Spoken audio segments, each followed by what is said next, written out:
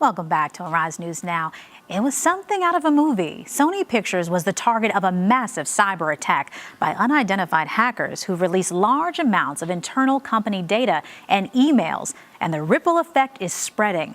Since the release of the emails, Sony co-chairman Amy Pascal said in a statement the emails were insensitive and inappropriate, and film producer Scott Rudin has also apologized, saying his comments about President Obama were written in haste and intended as a joke.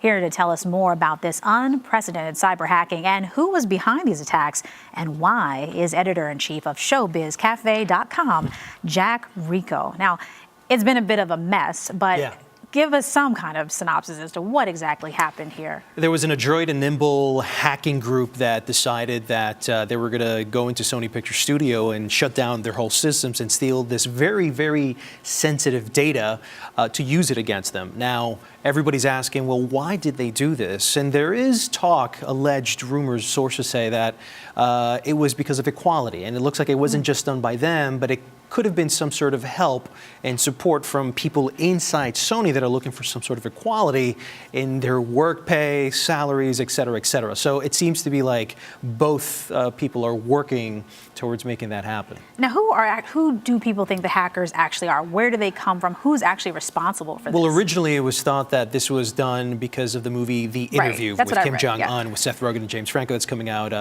this month. And they said that the North Koreans were so upset about it that this is what happened. Now, in retaliation, Sony Pictures and everybody else kind of said, hey, look, did you guys do this or not? And North Korea, through their government, said, look, we had nothing to do with this at all. So we're still trying to figure out who these people are. But all we know so far is that they're called Guardians of Peace. And so who are the people who have been most affected by this leak? I mean, we have emails about people that we all have known and loved since we were growing up, and we're seeing a different side of them, the Hollywood stars. Right. Well, for now, we know that there's two people that were directly and probably the most directly involved is the chairman, which is Amy Pascal from Sony Pictures, and one of the biggest movie producers out there, which is Scott Rudin. Their emails at a very sensitive subject where they were making hest about President Obama, Angelina Jolie, Kevin Hart even. They were pretty insensitive, and so they had to make these apologies, but their reputations at this moment are very, very tarnished almost and damaged. I mean, do you think that this is something that they can easily bounce back from? How long will it take? 3 weeks, a month? I mean, if they love these people. Right, you know? If they have a big hit in their hands, you know, all is forgotten. But the problem is right now Sony isn't doing well. They're looking at billions of dollars in losses, so this right now is the worst time that this could happen, and it's probably going to be getting even worse because there's data that hasn't even been revealed yet. So hopefully this won't get that bad. And so, you know, of course, a lot of people have been hurt by this, but what are some of the highlights that, you know, really haven't hurt anyone, but are kind of really interesting? Well, one of them was that they called, there's a president of Screen Gems, Clint Culpepper, who had called Kevin Hart a whore. Right. And the reason, and it's not in a sexual way, but it was more about economicals. He asked him, hey, listen, for your movie Ride Along, can you tweet about it? And Kevin Hart said, look, I want to get paid for that. So he was complaining to Amy Pascal about this. And so, you know, it just doesn't look good on anybody. Also, President Obama, Amy Pascal and Scott Rudin were joking around saying, what do you think President Obama would like to see? Do you think he's seen 12 Years a Slave? Do you think he's seen The Butler? Do you think he's seen all these other African-American movies? And that just didn't look right. So they had to formally and publicly apologize for this to President Obama and everybody else.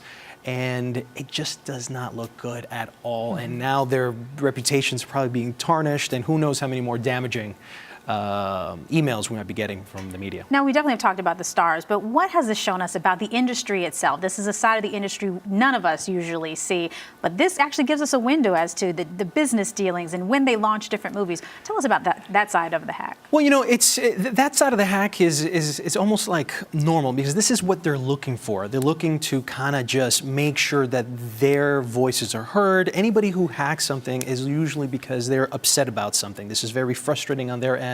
And they want to make a statement. And this was one of the most louder statements you could probably get in the movie business. So I'm sure that from now on, everybody, anytime they write an email from now on, it's either going to be nice with a little, you know, sweet and sugar, but it's definitely not going to be anything that's going to be salacious. Thank you so much, Jack Rico. He's editor-in-chief of ShowBizCafe.com. That's where you can check him out.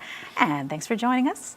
And coming up, iconic supermodel Beverly Johnson is opening up about her encounter with comedian Bill Cosby. We'll have that report. You're watching Arise News Now.